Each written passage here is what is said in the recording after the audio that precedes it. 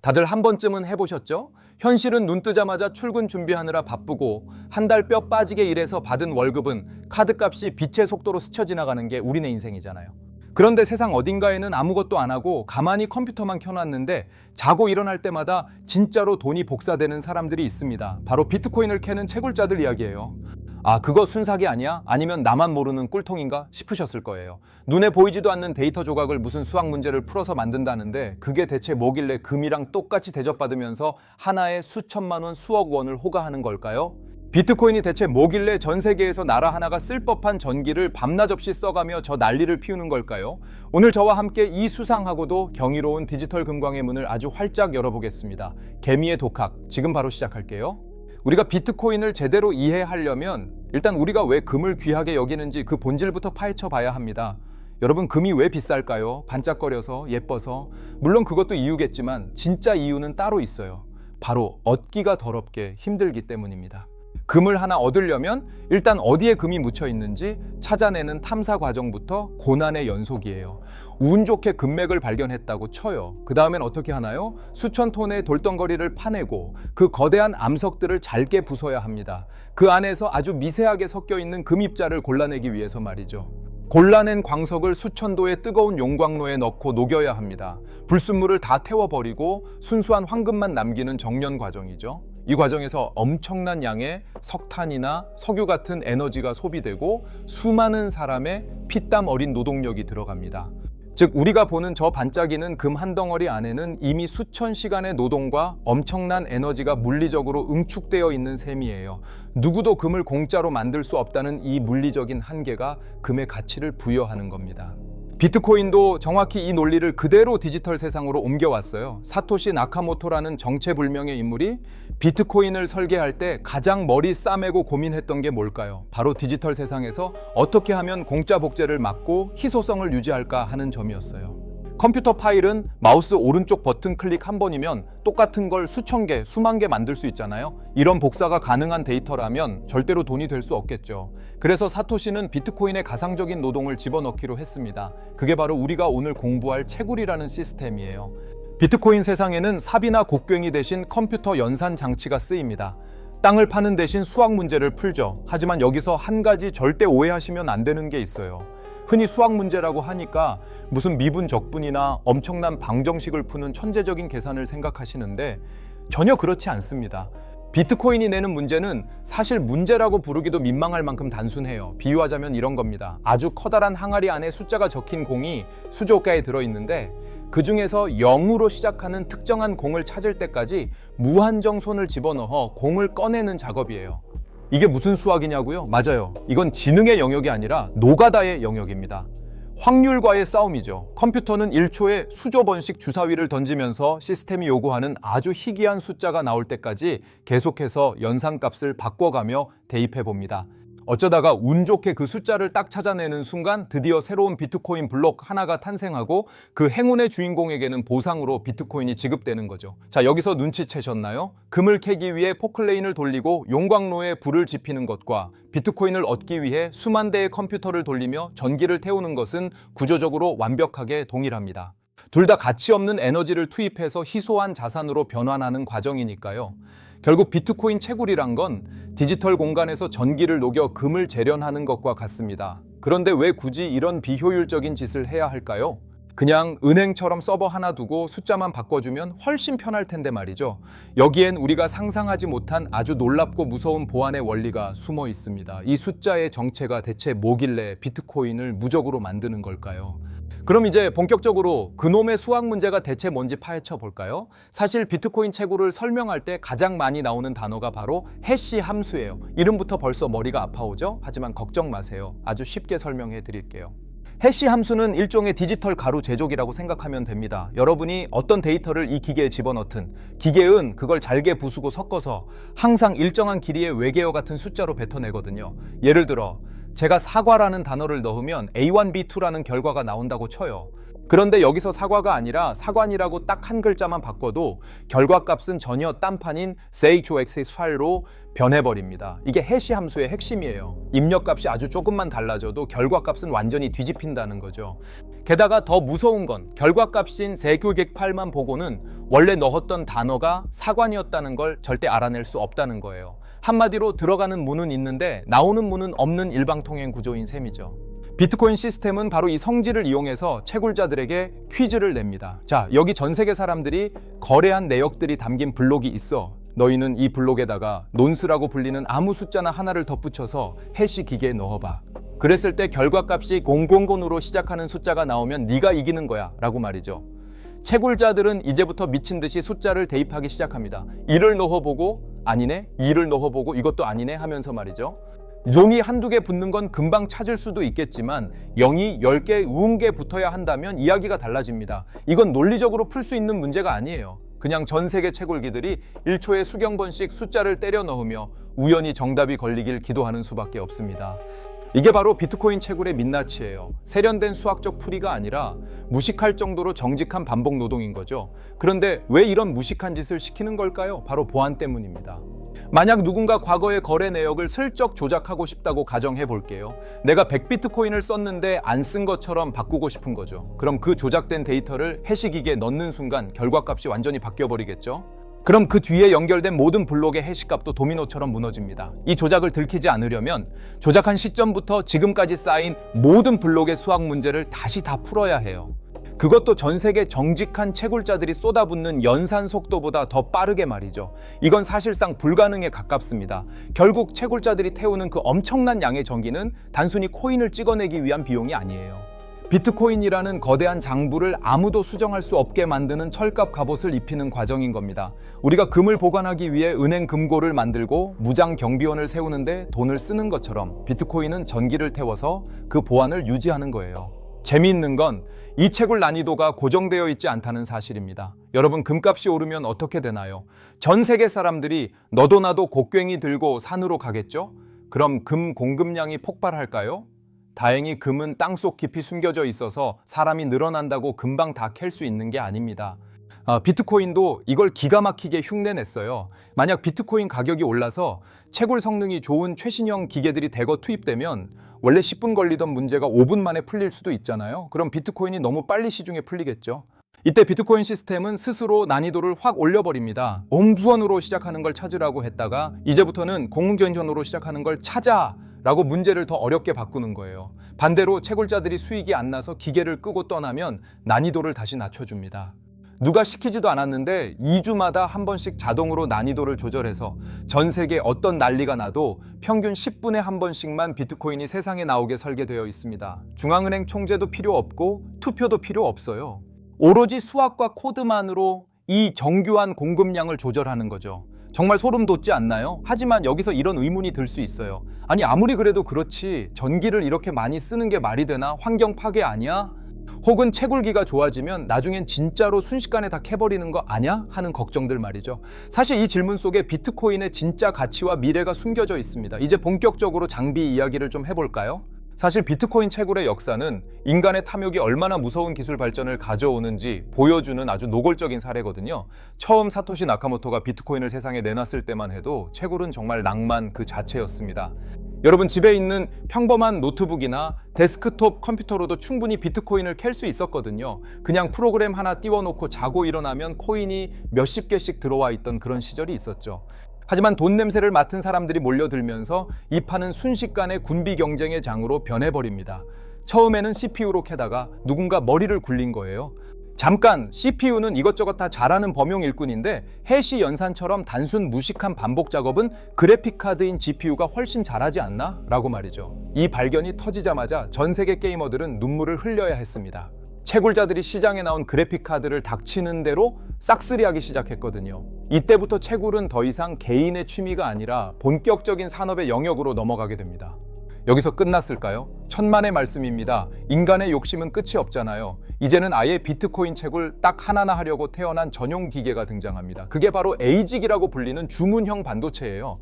이 친구는 윈도우도 못 깔고 유튜브도 못 보고 게임도 못 해요. 오직 1초에 수조 번 해시값을 때려 맞히는 기능 하나에만 모든 회로가 설계되어 있습니다. 그러니까 일반 컴퓨터가 10가지 일을 번갈아 하며 끙끙댈 때 이 녀석은 눈 감고도 그 퀴즈만 미친 듯이 풀어대는 거죠. 효율성 면에서 비교조차 안 됩니다. 상상해 보세요. 여러분이 집에서 최신형 컴퓨터로 비트코인을 캐겠다고 덤비는 건 전 세계에서 가장 빠른 슈퍼컴퓨터 수만 대랑 가위바위보를 해서 이기겠다는 거나 다름없어요. 이 채굴기 한 대 가격이 웬만한 중고차 한 대 값은 우습게 넘어가고요. 게다가 이 기계들이 돌아갈 때 내뿜는 열기와 소음은 상상을 초월합니다. 한 대만 틀어도 방 안이 찜질방이 되고 비행기 엔진 소리가 들릴 정도예요. 그러다 보니 이제 개인은 채굴로 돈을 벌기가 사실상 불가능해졌습니다. 그래서 탄생한 게 바로 채굴풀 미닝풀이라는 거대한 연합군입니다. 전 세계에 흩어져 있는 개미 채굴자들이 네트워크로 힘을 합치는 거예요. 내가 가진 채굴기 한 대는 보잘것없지만 10,000명, 10만 명의 힘을 합치면 거대한 해시파워가 만들어지겠죠. 그렇게 힘을 모아 블록을 하나 발견하면 기여도에 따라 비트코인을 빵 하나 나눠 먹듯 공평하게 나눠 갖는 시스템입니다. 자, 그런데 여기서 우리는 아주 중요한 질문을 하나 던져야 합니다. 이렇게 엄청난 기계값에 어마어마한 전기료까지 내면서 왜 사람들은 이 짓을 계속하는 걸까요? 비트코인 가격이 떨어지면 다 망하는 거 아닐까요?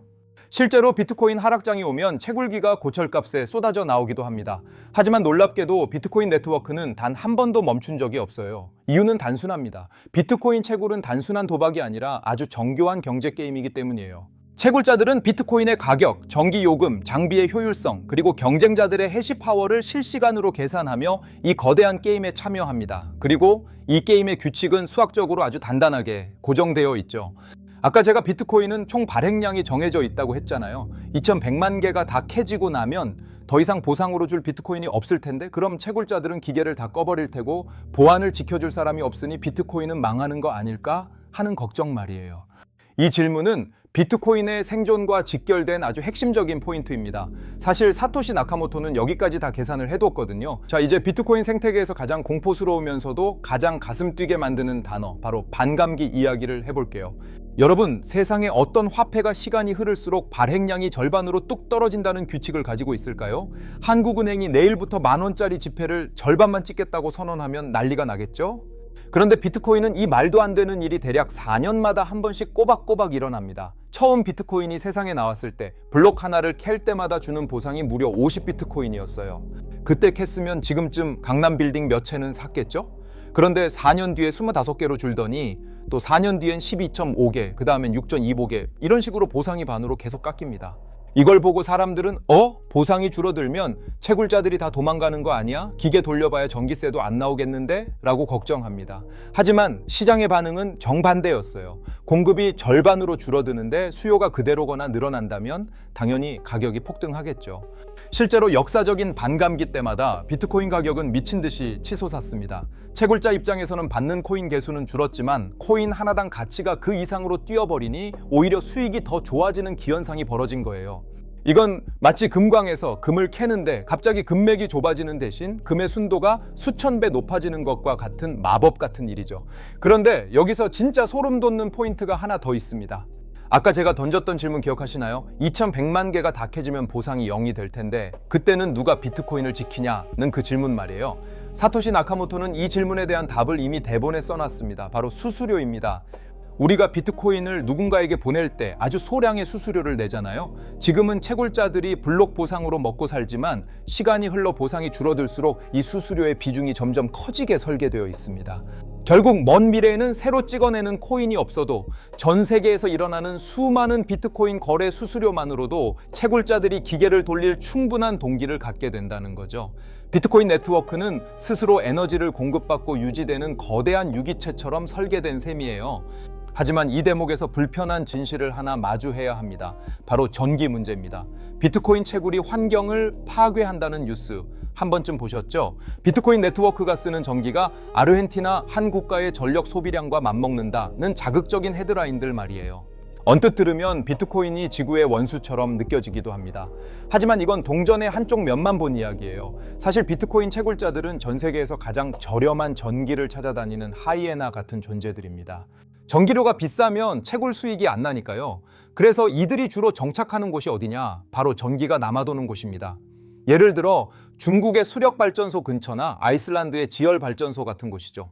비가 너무 많이 와서 전기가 남는데 저장할 곳이 없어 그냥 버려지는 전기 혹은 상한오지에 발전소를 지어놨는데 송전시설이 부족해 쓰지 못하는 잉여에너지를 비트코인 채굴기가 먹어치우고 가치로 변환합니다. 심지어 요즘은 석유 시추 현장에서 그냥 태워버리는 메탄가스를 이용해 전기를 만들어 비트코인을 캐기도 해요. 어차피 버려질 에너지를 돈으로 바꾸는 에너지 청소부 역할을 하고 있는 거죠.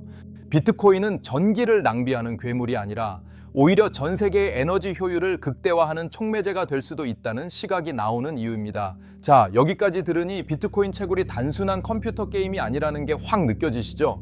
이건 물리적인 에너지와 수학적인 신뢰, 그리고 인간의 경제적 이기심이 정교하게 맞물려 돌아가는 거대한 기계장치입니다. 그런데 이 기계장치가 단순히 돈을 만드는 걸 넘어 우리 인류의 금융 시스템을 어떻게 뒤바꾸고 있는지 알고 계신가요? 자, 이제 조금 더 깊숙한 곳으로 들어가 볼까요? 사실 우리가 지금까지 이야기한 이 복잡한 채굴 과정의 정체는 결국 누구를 믿을 것인가 라는 인류 역사상 가장 오래된 질문에 대한 대답이기도 합니다. 여러분, 우리가 평소에 쓰는 10,000원짜리 지폐, 그거 사실 그냥 종이 쪼가리잖아요. 그런데 왜 우리는 그 종이를 믿고 물건을 살까요? 바로 국가와 은행이라는 거대한 권력이 이건 10,000원의 가치가 있어 라고 보증해주기 때문이죠. 하지만 비트코인은 다릅니다. 비트코인에는 회장님도 없고 중앙은행 총재도 없어요. 대신 작업 증명 Proof of Work 이라는 무식할 정도로 정직한 규칙이 그 자리를 대신합니다. 아까 제가 채굴자들이 엄청난 전기를 써서 수학 문제를 푼다고 했죠. 이게 바로 나는 이 시스템을 유지하기 위해 이만큼의 물리적인 비용을 지불했다라는 증거가 됩니다. 생각해보세요. 만약 누군가 비트코인 장부를 조작해서 남의 돈을 훔치고 싶다면 전 세계 채굴자들이 쏟아붓는 그 어마어마한 전기료보다 더 많은 돈을 써서 공격을 해야 합니다. 한마디로 해킹해서 얻는 이득보다 해킹하는 데 드는 전기료가 훨씬 더 비싸게 설계해 놓은 거예요. 나쁜 짓을 할 바에야 차라리 그 돈으로 정직하게 채굴하는 게 훨씬 이득인 구조를 만든 거죠. 인간의 이기심을 역이용해서 시스템의 보안을 지키는 정말 천재적인 발상 아닌가요? 이게 바로 비트코인이 가지는 민주주의의 역설입니다. 누구 하나가 권력을 휘두를 수 없게 만들려고 모두가 엄청난 에너지를 쏟아붓게 만든 거예요. 공짜 점심은 없다는 경제학의 대원칙을 디지털 세상에 완벽하게 구현한 셈이죠. 덕분에 비트코인은 전 세계 어디서나 누구의 허락도 받지 않고 24시간 내내 멈추지 않고 돌아가는 인류 최초의 무허가성 금융만기 되었습니다. 그런데 여기서 재밌는 상상을 하나 해볼까요? 만약 전 세계 모든 국가가 합심해서 비트코인 채굴기를 다 꺼버리라고 명령하면 어떻게 될까요? 실제로 그런 일이 있었습니다. 몇 년 전 중국이 비트코인 채굴을 전면 금지했을 때 말이죠. 당시 전 세계 채굴량의 절반 이상이 중국에 있었거든요. 사람들은 이제 비트코인은 끝났다고 생각했습니다. 하지만 결과는 어땠을까요? 중국에서 쫓겨난 채굴자들은 기계를 들고 미국으로, 카자흐스탄으로, 파라과이로 흩어졌습니다. 비트코인 네트워크는 잠시 주춤하는 듯 하더니 금세 다시 살아나 예전보다 더 강력해졌어요. 마치 머리가 잘려도 다시 자라나는 히드라처럼 말이죠. 특정 국가의 권력이 통제할 수 없는 화폐, 이게 바로 채굴이라는 분산된 시스템이 가진 진짜 무서운 힘입니다. 요즘은 이 채굴 기술이 우리 실생활의 에너지 구조까지 바꾸고 있어요. 혹시 난방하는 채굴기 들어보셨나요? 채굴기에서 나오는 엄청난 열기를 그냥 버리는 게 아까우니까 그걸로 온실을 드거나 수영장 물을 드는 시도들이 늘고 있습니다. 심지어 겨울철 가정집 난방을 채굴기로 해결하는 사람들도 생겨나고 있죠. 전기를 써서 돈을 벌면서 덤으로 나오는 연료 난방비까지 아끼는 일석이조의 전략인 셈입니다. 결국 비트코인 채굴은 단순한 코인 복사가 아닙니다. 그것은 낡은 금융 시스템의 대안을 만들기 위해 디지털 세상에 거대한 성벽을 쌓는 작업이에요. 우리가 매일 뉴스로 접하는 가격의 등락 뒤에는 이 성벽을 지키기 위해 1초에 수경 번씩 주사위를 던지는 수백만 대의 기계와 그 기계에 생명력을 불어넣는 거대한 에너지의 흐름이 숨어 있는 겁니다. 자, 이제 긴 여정의 마무리를 지을 시간이 된 것 같네요. 오늘 우리는 금광의 역사부터 해시 함수의 마법, 그리고 반감기와 에너지 문제까지 아주 깊게 파헤쳐 봤습니다. 이 모든 이야기를 듣고 나니 이제 비트코인이 단순한 숫자 노름으로 보이시나요? 아니면 인류가 처음으로 발명한 완벽한 디지털 희소성으로 보이시나요? 오늘 저와 함께 디지털 금광의 밑바닥까지 내려가 보셨는데 어떠셨나요? 처음엔 컴퓨터가 돈을 만든다고 하며 의심으로 시작했지만 이제는 그 뒤에 숨은 거대한 에너지의 흐름과 수학적 철학이 조금은 보이실 거예요. 오늘 우리가 배운 내용을 딱 세 줄로 요약해 볼게요. 첫째, 비트코인 채굴은 단순한 수학풀이가 아니라 전기를 태워 공짜 복제를 막는 거대한 벽을 세우는 물리적 노동이다. 둘째, 10분이라는 마법의 시간과 2100만 개라는 한도, 그리고 4년마다 오는 반감기는 인간의 개입 없이 수학이 통제하는 완벽한 공급 시스템이다. 셋째, 이 무식해 보이는 과정이야말로 누구도 조작할 수 없는 디지털 신뢰를 만드는 인류 최초의 발명품이다. 이겁니다. 결국 비트코인은 우리에게 이런 질문을 던지고 있는 거예요. 형체도 없는 국가의 신용을 믿을래? 아니면 변하지 않는 수학의 법칙을 믿을래? 라고 말이죠. 금은 지구의 지각 변동이 만들었지만 비트코인은 인간의 논리와 전기 에너지가 결합해서 만든 인공적인 금입니다. 물리적 한계를 뛰어넘어 전 세계 어디든 빛의 속도로 이동할 수 있는 금 말이에요. 그럼 우리는 이제 뭘 해야 할까요? 당장 대출받아서 채굴기 사러 가야 할까요? 아니요, 절대 그러지 마세요. 제가 오늘 이 긴 이야기를 들려드린 진짜 이유는 따로 있습니다. 세상이 변하는 원리를 이해하라는 거예요. 예전에는 땅을 가진 사람이 부자였고 그 다음엔 공장을 가진 사람이 부자였죠. 하지만 이제는 네트워크의 신뢰를 이해하고 그 가치를 알아보는 사람이 기회를 잡는 시대입니다. 비트코인 가격이 오르네 내리네 싸울 때 여러분은 그 이면에서 돌아가는 이 거대한 엔진의 소리에 귀를 기울여 보세요. 아, 지금도 전 세계 수백만 대의 채굴기가 1초에 수경 번씩 주사위를 던지며 이 장부를 지키고 있구나. 그 에너지가 곧 비트코인의 유통기한을 결정하는구나. 이 본질을 아는 사람과 모르는 사람의 투자 결과는 하늘과 땅 차이일 수밖에 없습니다. 오늘 영상이 여러분의 뇌세포를 조금이라도 자극했다면 그것만으로도 충분합니다. 당장 비트코인을 사지 않더라도 이 기술이 우리 아이들이 살아갈 미래의 금융지도를 어떻게 바꾸고 있는지 계속해서 지켜보세요. 개미의 독학은 여러분이 그 변화의 파도 위에서 멋지게 서핑할 수 있도록 앞으로도 가장 어렵고 복잡한 이야기를 세상에서 가장 쉽고 재미있게 풀어드릴게요. 오늘 공부는 여기까지입니다. 혹시 오늘 내용 중에 이건 좀 더 깊게 알고 싶다 하는 부분이 있다면 댓글로 남겨주세요. 여러분의 궁금증이 다음 대작 다큐멘터리의 주인공이 될지도 모르니까요. 긴 시간 끝까지 함께 해주셔서 진심으로 고맙습니다. 구독과 좋아요는 개미가 지치지 않고 독학하게 만드는 가장 큰 에너지원이라는 거 아시죠? 그럼 저는 다음 영상에서 더 흥미진진한 지식의 세계로 돌아오겠습니다. 여러분 오늘도 똑똑한 하루 보내세요.